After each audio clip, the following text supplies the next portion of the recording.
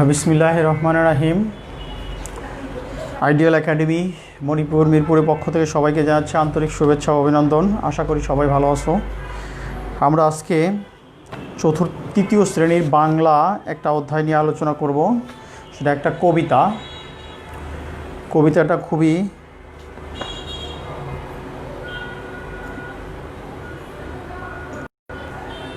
Interesting এবং খুবই আনন্দদায়ক। কাজী নজরুল ইসলামের একটা কালজয়ী এবং সবচেয়ে হৃদয় বিদারক এবং সবচেয়ে শক্তিশালী মনকে জাগ্রত করার একটা কবিতা। কবিতার নাম হচ্ছে চল চল চল। আমাদের এই কবিতাটা আমাদের বাংলাদেশের সেনাবাহিনীর রণসঙ্গীত হিসাবে ব্যবহার করে থাকে। এই কবিতাটি খুবই জাগ্রত এবং আমরা চল চল কবিতার প্রথম কয়েকটা লাইন একটু পড়ছি, দেখো। কাজী নজরুল ইসলাম চল চল চল। ঊর্ধ্ব গগনে বাজে মাদল। ঊর্ধ্ব গগন বলতে উপরের আকাশকে বোঝানো হয়েছে। গগন মানে এখানে আকাশ, বাজে মাদল। মাদল অর্থাৎ হচ্ছে এক ধরনের আর ঊর্ধ্ব গগনে বাজে মাদল। নিম্নে উতলা ধরণী তল। অরুণ পথের তরুণ দল। চল রে চল রে চল, চল চল চল, চল চল চল। উষার দুয়ারে হানিব আঘাত, আমরা আনিব রাঙা প্রভাত। আমরা টুটাব তিমির রাত, বিন্ধ্যাচল।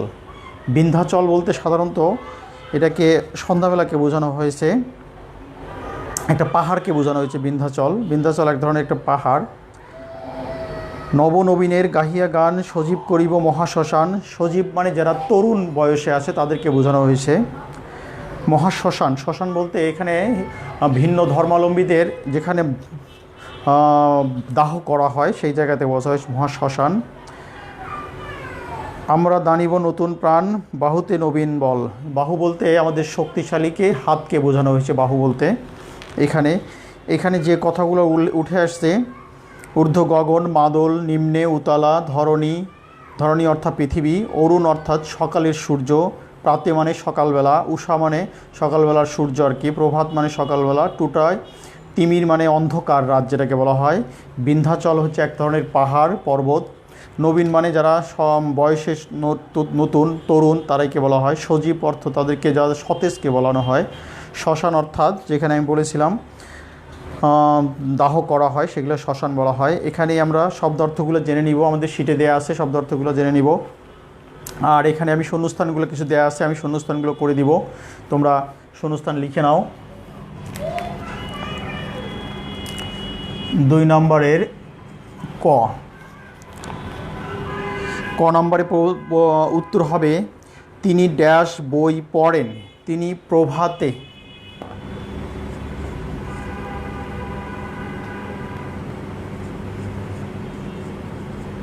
তিনি ড্যাশ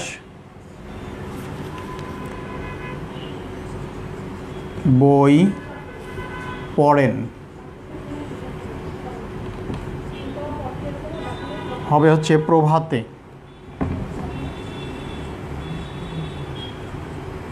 প্রভাত বলতে এখানে সকালবেলাকে বোঝানো হয়েছে। প্রভাত বলতে এখানে সকালবেলাকে বোঝানো হয়েছে। নাম্বার খ,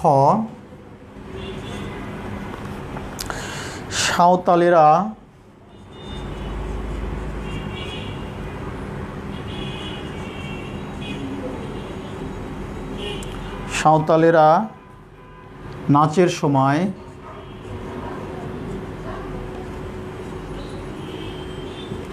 নাচের সময় ড্যাশ বাজায়।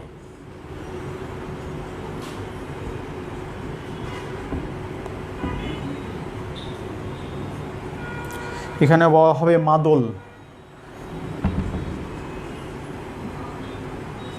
মাদল অর্থাৎ এক ধরনের ঢোল জাতীয়, যেটা সাঁওতালরা বাজিয়ে থাকে। ঢোল এক ধরনের, আমরা ঢোল, তবলা, ডুগি, তবলা ইত্যাদি বলে থাকি। এই ধরনের এক ধরনের ঢোল জাতীয় বলা হয় মাদল। নাম্বার গ, আমরা ড্যাশ বরণ করি। ড্যাশ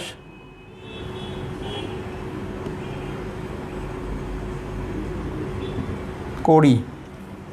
এখানে হবে নবীনদের।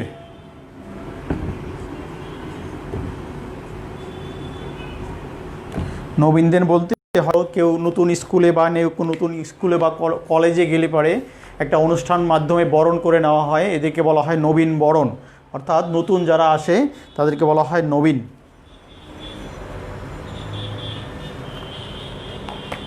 নাম্বার ঘ,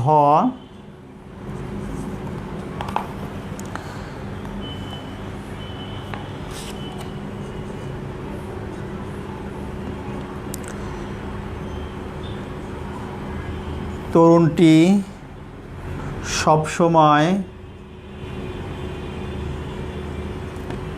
সবসময় ড্যাশ থাকে।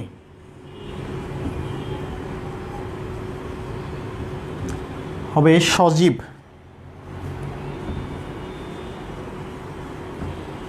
সজীব বলতে সাধারণত বোঝানো হয়েছে যে তরতাজা।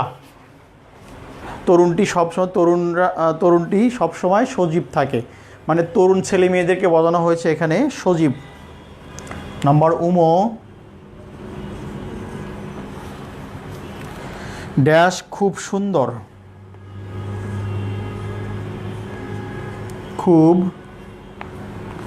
খুবই সুন্দর। এখানে হচ্ছে ধরণী। ধরণী বলতে পৃথিবী বোঝানো হয়েছে। ধরণী বলতে এখানে সাধারণত পৃথিবীকে বোঝানো হয়েছে, যে পৃথিবী দেখতে আসলেই খুবই সুন্দর।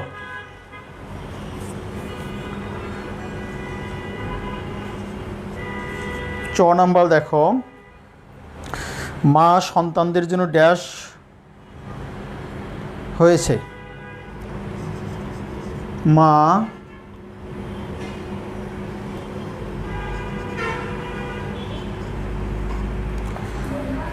সন্তানের জন্য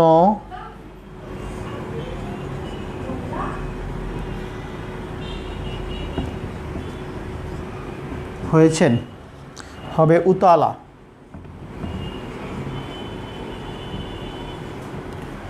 উতলা হয়েছে। নাম্বার ছ নম্বর বলছে একটি ড্যাশ ড্যাশ একটি পর্বতের নাম। একটি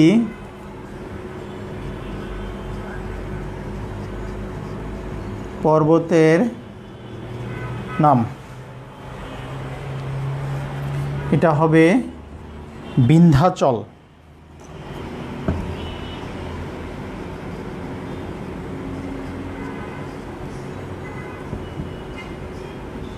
বিন্ধ্যাচল অর্থাৎ যেটা বিন্ধ্যাচল বলতে একটা পাহাড়কে বোঝানো হয়েছে বিন্ধ্যাচল।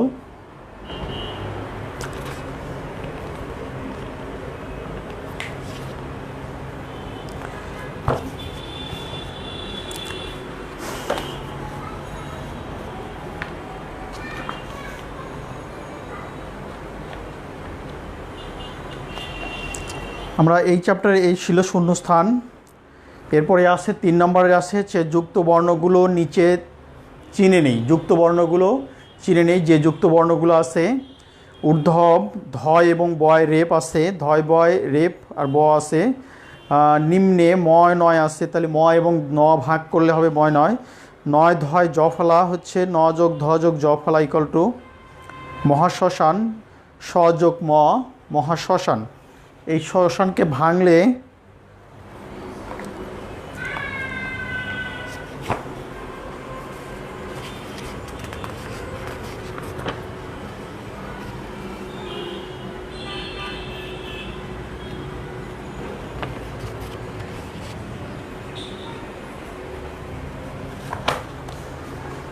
উঠিয়ে ফেলো, অথবা খাতায় তোমার বইয়ে লিখে নিতে পারো, অথবা খাতায় উঠিয়ে ফেলো। উঠানোর পর আমরা একটা যুক্ত বর্ণ দেখব। যুক্ত বর্ণ এখানে নয় ধয় জ ফলা যেটা আসবে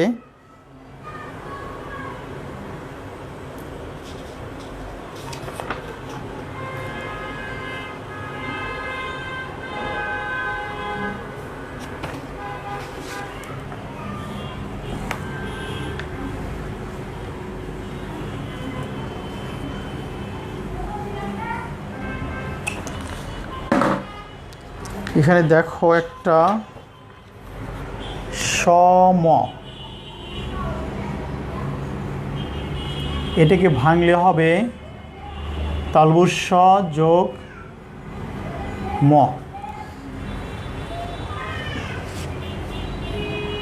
তোমাদের যুক্তবর্ণ ভাঙা থাকে, যুক্তবর্ণটা ভাঙলে এরকম আসবে। আর দন্তান্ন ধ জফলা এই রকম থাকতে পারে, জফলা যখন এরকম থাকবে তখন আমরা দন্তান্ন যোগ ধ যোগ জফলা এটা ব্যবহার করতে পারি। এইটা হচ্ছে ন যোগ ধ যোগ জফলা, অর্থাৎ বিন্ধ্যাচল, নয় ধয় জফলা, বিন্ধ্যাচল। এরপরে দেখো 4 নম্বরে নিচের ঠিক উত্তরটি বাছাই করে বলি এবং লিখি। আমাদের নৈর্ব্যক্তিক থাকে পরীক্ষাতে, তোমাদের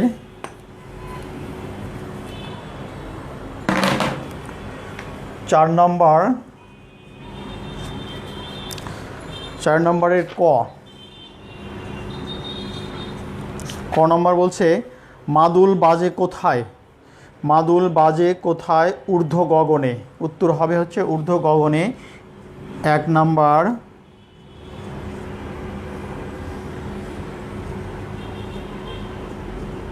ঊর্ধ্ব গগনে।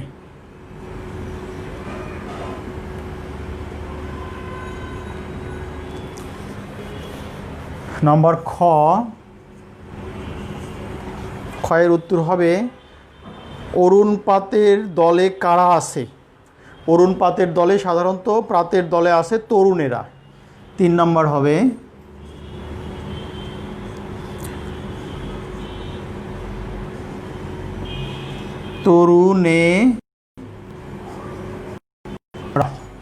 তরুণেরা। এটা 4 নম্বরের নৈর্ব্যক্তিক, নৈর্ব্যক্তিকে 2 বছর হবে, 2টা ঊর্ধ্ব গগনে আর হচ্ছে তরুণেরা।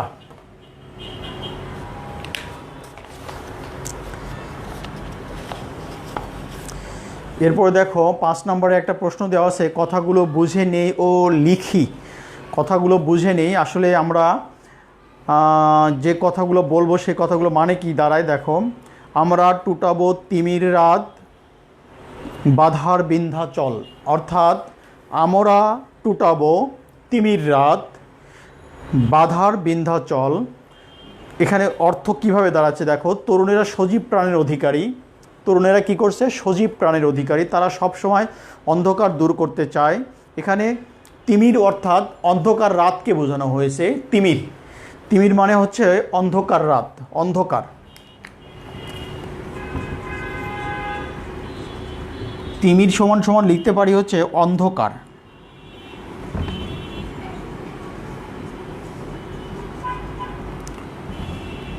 তিমির হচ্ছে অন্ধকার। তিমির রজনী বা তিমির রাত, সেই ক্ষেত্রে রাতকে বোঝানো, তো অন্ধকার রাতকে বোঝানো হয়েছে আর কি তিমির। তাহলে হচ্ছে এখানে তিমির রাত বাধার বিন্ধ্যাচল, বাধা মানে যেটা অতিক্রম করে চলে যায়, বাধার বিন্ধ্যাচল। সময় সবসময় অন্ধকার দূর করতে চায় তারা, এজন্য সব বাধা ডিঙিয়ে যাবে। যে বাধায় আসুক না কেন তারা ডিঙ্গিয়ে যাবে। বিন্ধ্যাচল বলতে এখানে পর্বতকে বোঝানো হয়েছে, অত বড় বাধা বা বড় পর্বত যেটাই আসুক না কেন তারা সেটা ডিঙিয়ে যাবে আর কি। খ নম্বর বলছে দেখো, নবনবীনের গাহিয়া গান সজীব করিব মহাশ্মশান। নবনবীনের গাহিয়া গান সজীব করিব মহাশ্মশান। এখানে মহাশ্মশান বলতে যেটা আমরা বলেছিলাম ভিন্ন ধর্মাবলম্বীদের যেখানে শ্মশান দাহ করা হয়, সেখানে শ্মশান ঘাট বলা হয়, শ্মশান বলা হয়। মহাশ্মশানের প্রাণের আনন্দ নেই, অর্থাৎ যে শ্মশান ঘাটে মানুষ যখন মানুষকে যখন পোড়ানো হয় তখন কোনো আনন্দ পাওয়া যায় না, সেই কথাই বলেছে। মহাশ্মশানের প্রাণের আনন্দ নেই, তরুণেরা নতুনদের গান গেয়ে মহাশ্মশানকে সজীব করে তুলবে। অর্থাৎ যে তরুণরা আসবে এই মহাশ্মশানে যারা যাবে বা এগুলা কাজ করতে যাবে তাদেরকে কি করতে হবে, সজীব করে তুলবে তারা আর কি। এই ছিল হচ্ছে কথা, আমাদের 2টা ইম্পর্টেন্ট বাক্য। এটা দিয়ে অনেক সময় তোমাদের প্রশ্ন উত্তর থাকতে পারে, অথবা এটা দিয়ে তোমাদের বাক্য গঠন থাকতে পারে, অথবা এটা দিয়ে তোমাদের সাজিয়ে লেখা থাকতে পারে, বিভিন্ন কিছু থাকতে পারে আর কি। মুখে মুখে উত্তরগুলো বলিও লিখি। সারি বেঁধে কারা চলেছে, কারা তিমির দূর করবে বিন্ধ্যাচলকে? এটা আমাদের নোটে দেয়া আছে, নোটের প্রশ্নগুলো পড়ে নিবে। এবার 7 নম্বর দেখো, বলছে আগের চরণটি বলি ও লিখি।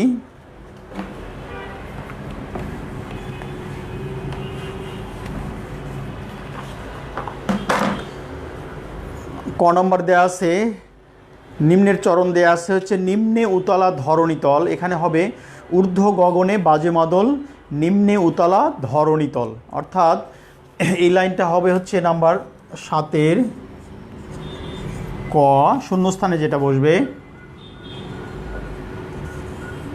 শূন্যস্থানে যেটা বসবে ঊর্ধ্ব গগনে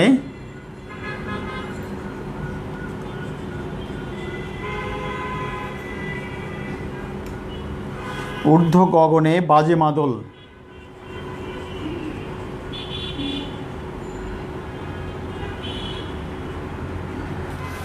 নিম্নে উতলা ধরণীতল। খ নম্বরে দেখো শূন্যস্থানে কি বসবে, খ নম্বরে বসবে উষার দুয়ারে হানিব আঘাত।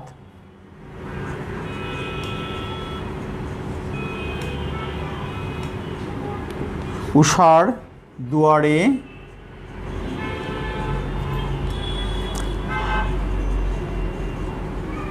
হানি আঘাত,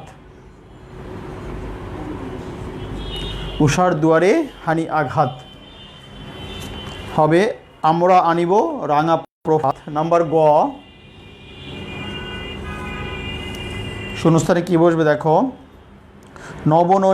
নবনবীনের গাহিয়া গান, নবনবীনের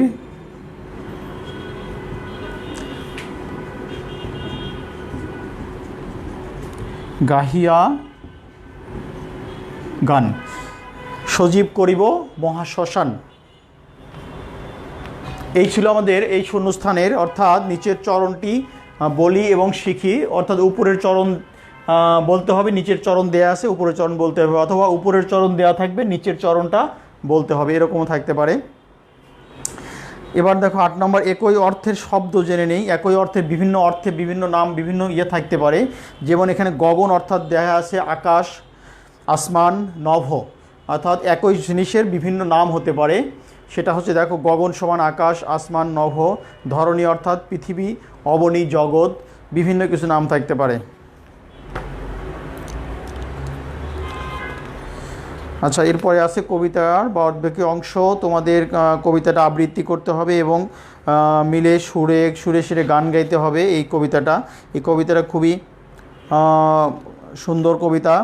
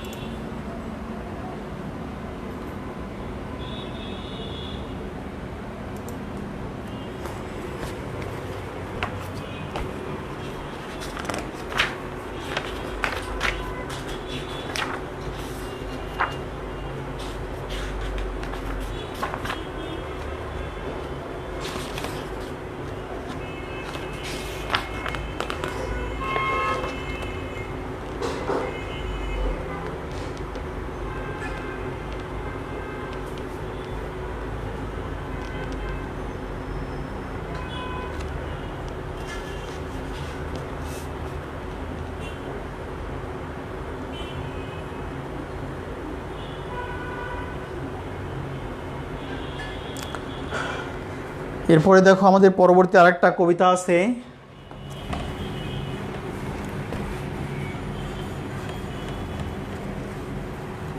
আমার পণ।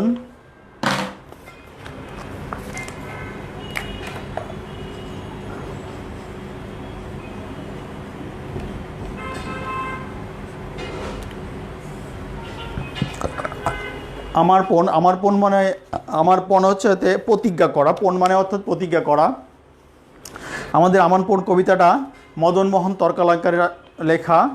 সকালে উঠে আমি মনে মনে বলি, সারাদিন আমি যেন ভালো হয়ে চলি, আদেশ করেন যাহা মোর গুরুজনে, আমি যেন সেই কাজ করি ভালো মনে।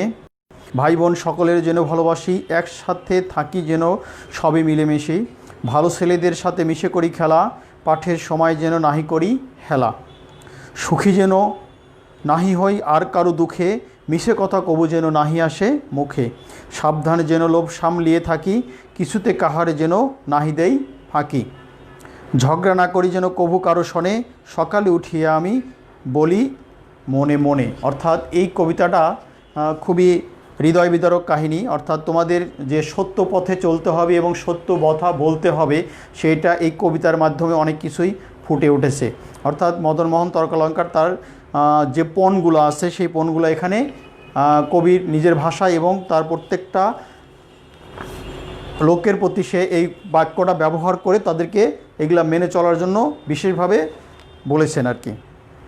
এখানে এই অনুষ্ঠানে কিছু শূন্যস্থান আছে, আমি এখানকার শূন্যস্থানগুলো করে দেব আজকে।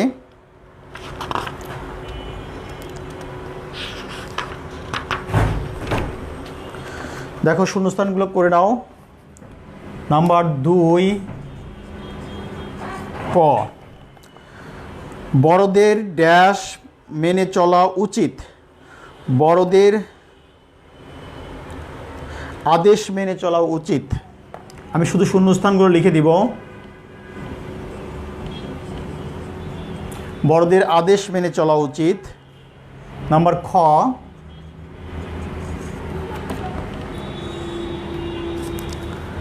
আমরা ড্যাশ শেষ করে খেলতে যাই, পাঠ শেষ করে। পাঠ শেষ করে খেলতে যাই। নাম্বার গ, কাজে ড্যাশ দেওয়া উচিত নয়, কাজে ফাঁকি দেওয়া উচিত নয়।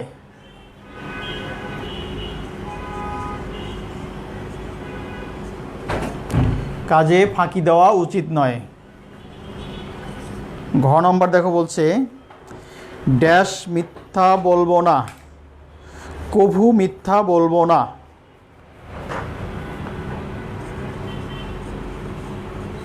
কভু মিথ্যা বলবো না। নাম্বার গ ঘ উম,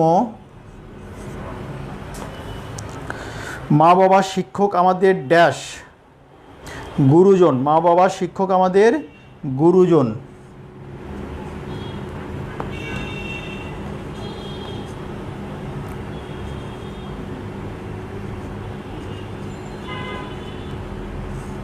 মা বাবা শিক্ষক আমাদের গুরুজন। নাম্বার চ, কাউকে ড্যাশ করব না, কাউকে অবহেলা, কাউকে হেলা করব না।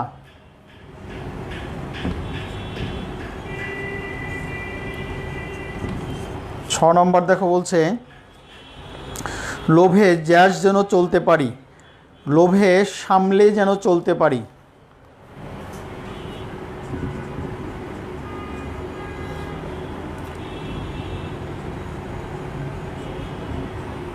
সামলিয়ে যেন চলতে পারি।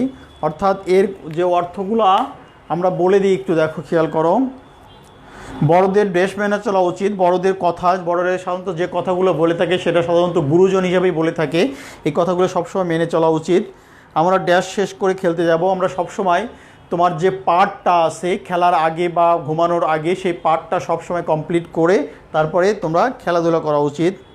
ড্যাশ কাজের ড্যাশ দেওয়া উচিত, কাজের হেলা ফাঁকি দেওয়া উচিত না। যে কোনো কাজই বলুক না কেন তোমাকে সেটা গুরুত্ব সহকারে দেখে কাজটা করে দেওয়া উচিত, অর্থাৎ ফাঁকি দেওয়া উচিত না।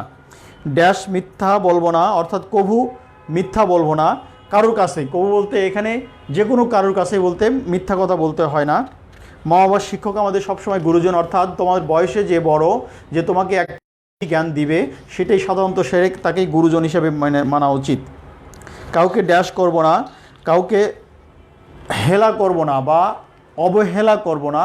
তোমার বয়সে যারা বড় বা তোমার বয়সেও যারা ছোট তাদেরকে কখনোই হেলা করব না, কারণ যে কোনো কারোর কাছ থেকে যে কোনো কিছু শেখার বিষয় আছে। লোভ যেন চলতে পারি সামলে, অর্থাৎ যে কোনো জিনিসের লোভটা আমরা যেন নিজেকে সংবরণ করতে বা সামলায় নিয়ে চলতে পারি, এই জন্যে লোভকে সবসময় সামলাতে হবে। এই ছিল আমাদের শূন্যস্থান। এরপরে আছে মুখে মুখে শব্দগুলো বড়ি এবং মিলাই। এর পাশে দেখো ডান পাশের কথাগুলো বাম পাশের কথা মিল করে পড়ি ও লিখি।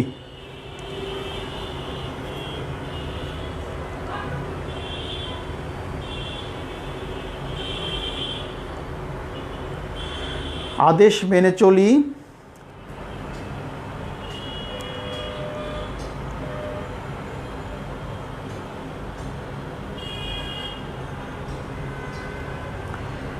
আচ্ছা এখানে দেওয়া আছে আদেশ মেনে চলি গুরুজনদের ও ভালো ছেলেদের আদেশ মেনে চলি। ভালোবাসি হচ্ছে ভালো ছেলেদের সবাইকে মনে মনে মনে মনে ভালো মনে করে কাজ করি। আচ্ছা এখানে গুরুত্বপূর্ণ সম্পর্কে ফাঁকা জায়গা, মা বাবা গুরুজন এবং সম্পর্কে যারা জানি সম্পর্কে বাক্যগুলো লিখি। এটা তোমাদের পারবা, বলে নিবা। নিচের বাক্যগুলো কাজে বোঝার শব্দগুলো লিখি এবং নিচের বাক্যগুলো তৈরি করি। কথাটা মনে মনে বললাম, বলা, সত্য কথা বলা উচিত, ভালো হয়ে চলি, চলা, ভালো মনে কাজ করি, করা, সকলের জন্য ভালোবাসি,